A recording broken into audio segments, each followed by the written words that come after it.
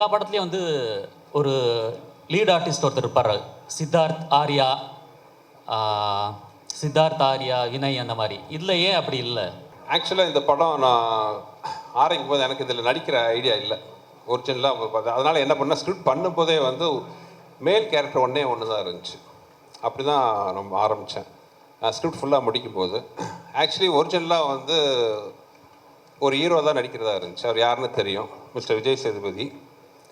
But கொஞ்சம் date கொஞ்சம் சின்ன இஷ்யூ ஆச்சு. அவரும் ரொம்ப ஃபீல் பண்ணார், நான் ஏன்னா அந்த குறுகிய காலத்தில் ரெண்டு ரொம்ப க்ளோஸ் ஆகிட்டோம். We are both looking forward to work with each other. But சின்ன ஒரு டேட் கிளாஷ் இருந்துச்சு. அந்த டேட்டு மாற்றினா இங்கே இருக்கிற எல்லா ஆர்டிஸ்ட்டும் ஆல்ரெடி நான் டேட் வாங்கி வச்சிட்டேன் ஃபைனல் பண்ணுறதுக்கு. ஸோ டேட் மாற்ற முடியாத ஒரு சுச்சுவேஷனாக இருந்துச்சு. அதனால் டக்குன்னு ஆரம்பிக்கும் போது என்னால் வேறு ஹீரோ தேட முடியாத சுச்சுவேஷன். அதனால் நானே பண்ணிட்டேன். சார், அரண்மனையை விட்டு வெளியே வர மாட்டேங்கிறீங்க. ராஜாவாக இருக்கிறது சௌகரியமாக இருக்குங்கிறதுனாலயா, இல்லை ராணிகளை மட்டும் பார்த்துட்டு நம்மளே ராஜாவாக இருக்கலாமுங்கிற எண்ணத்தினாலயா? கேட்க நல்லா தான் இருக்குது. அப்படி இல்லை. ஆக்சுவலி நடுவில் நிறைய படம் பண்ணிட்டு தானே சார் இருக்கேன். நீங்கள் ஒரு பார்த்தீங்கன்னா கிட்டத்தட்ட அரண்மனை ஒன்று வந்து ஐ திங்க் 2013 வந்துச்சு. இப்போ 2024 வந்து 4th பார்ட் வருது. இதுக்கு நடுவில் நான் ஒரு கிட்டத்தட்ட இப்போ 7-8 படத்துக்கு மேலே நான் பண்ணியிருக்கேன். கலகலப்பு பண்ணேன், தீயா வேலை செய்வோம், நிறைய படங்கள் நான் பண்ணியிருக்கேன். பட் நீங்கள் கேட்குறது அது ஒரு வகையில் அரண்மனை வந்து ரொம்ப ஒரு வசதியான ஃப்ரான்ச்சைஸ். உண்மையை சொல்ல போனால் எனக்கு வந்து நான் யார் வாசலையும் போய் எந்த படத்துக்காக யார்ட்டையும் போய் நின்னதே கிடையாது. நான் என்ன நம்பி படம் எடுக்கிறேன், எனக்கு பிடிச்சவங்களோட சேர்ந்து ஒர்க் பண்ணுறேன். அப்படி இருக்கும்போது வந்து அரண்மனை வந்து எனக்கு ரொம்ப ஒரு கம்ஃபர்ட் ஜோனாக இருக்குது. நீங்கள் சொன்ன மாதிரி அடிஷ்னல் அட்வான்டேஜஸ் ராணிகள் இருக்காங்க. Sundar sir, thank you sir. Yogi Babu sir இன்னைக்கு பாலிவுட்லேருந்து ஹாலிவுட் வரைக்கும் பிஸியான ஆர்டிஸ்ட். அவரை வச்சு எப்படி ஷூட் பண்ணீங்க? எத்தனை நாள் கால் ஷீட்டு? அவர் எப்படி பர்ஃபார்மன்ஸ் படத்தில் அவரோடது? யோகி பரிதாபமாக என்கிட்ட மாட்டிகிட்டு இருக்காரு. யோகியை பொறுத்தவரை என்ன, யோகிட்ட நான் டேட் கேட்க மாட்டேன், சொல்லுவேன்.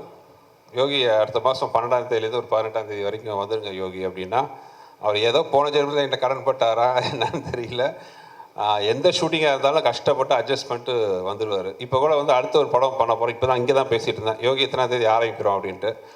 ஐயோ முடியாது, கஷ்டம், அந்த ஷூட்டிங்லாம் பதிலே இல்லை, அந்த வார்த்தையே இல்லை. சரி சார், எதுனிக்கு சார் வரணும் சார், வந்துடுறேன் சார், இவ்வளோ தான். ஸோ அது ஏதோ பூர்வ ஜென்ம பந்த மாதிரி ஆகிப்போச்சு எங்கள் 2 பேருக்கும். சொல்லுங்கள் சார். சுந்தர் சி சார் படத்தில் கவுண்டமணி என்ன நடித்தார், வடிவேல் சார் நடித்தார், சந்தானம், நீங்கள் 4வது தலைமுறையாக நடிக்கிறீங்க. ஆமாங்க. ஆனால் இப்போ உள்ள சமீப கால படங்கள்லாம் நாங்கள் தேட்டரில் சிரிச்சே ரொம்ப நாள் ஆகிட்டு. அவர் படம்லாம் விழுந்து விழுந்து சிரிப்போம், வயிறு வலிக்க சிரிப்போம். தேட்டரில் காமெடியும் இல்லை, ட்ராக்கும் இல்லை, ரொம்ப மைனஸ் ஆகிடுச்சு.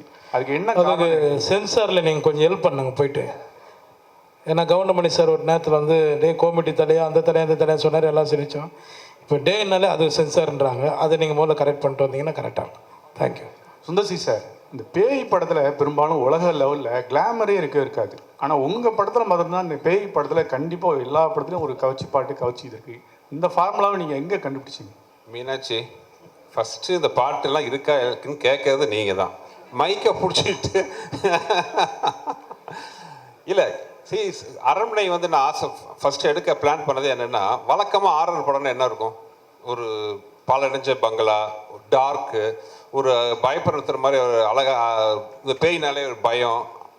நான் இந்த formula I want to break it.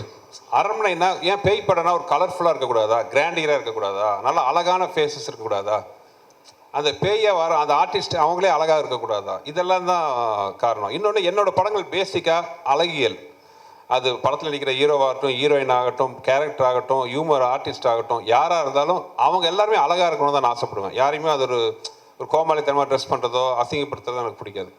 என்னோடய படம் வந்து சார்ட் ஆஃப் ஒரு அழகான ஒரு ப்ராஜெக்டாக இருக்கணும்னு ஆசைப்பட்றேன். அப்படி இருக்கும்போது ஆட்டோமேட்டிக்காக அந்த சாங் வர்றது இட்ஸ் எ நேச்சுரல் திங்.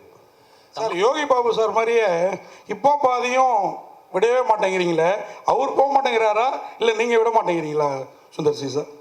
ஏன்னா நல்லா இருக்குது காம்பினேஷன். 2 பேரும் ஒன்றா இருக்கிறதுல என்னங்க பிரச்சனை? அதனால தான் கேட்குறாரு உங்கள் வாயிலிருந்து. இல்லை, இப்போ அதான் தமனா, ராஷிகண்ணா, யோகி, விடிவி எல்லாரும் கூட நான் கன்வின்ஸ் படம் பண்ணுறேன். நீங்கள் இருக்கு இந்த ஸ்டேஜில் இருக்கிற எல்லாருக்கும் பார்த்தீங்கன்னா எனக்கு தெரிஞ்சு சந்தோஷ் பிரதாப் மட்டும்தான் இப்போ ஃபஸ்ட் டைம் வந்திருக்காரு. இனி அவரும் பார்த்தீங்கன்னா எல்லா படத்துலையும் வருவார். எனக்கு அந்த கம்ஃபர்ட் ஜோனுங்கிறது ரொம்ப பிடிக்கும்.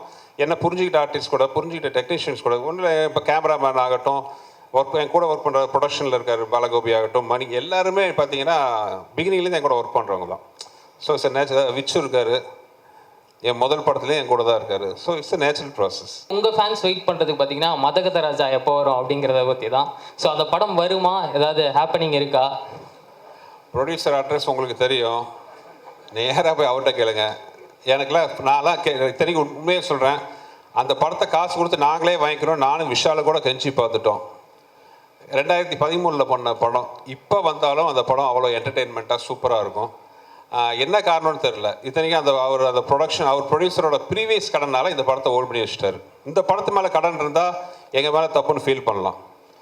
இந்த படம் இப்போவும் ப்ராஃபிட்டபுளாக ரிலீஸ் ஆகுதுக்கான அத்தனை சாத்தியக்கூறு இருக்குது. நானும் விஷாலுமே கேட்டு பார்த்துட்டோம். அவரோட பழைய கடனை அடைக்கிற சில காரணங்கள்னால இந்த படத்தை ஹோல்ட் பண்ணி வச்சுட்டார். அதனால் தயவு செஞ்சு ஏன் சார்பா டீனரில் தான் அவர் ஆஃபீஸுக்கு போய் கேளுங்க. தெரியலன்னா நான் அட்ரஸ் கொடுக்குறேன். தேங்க்யூ.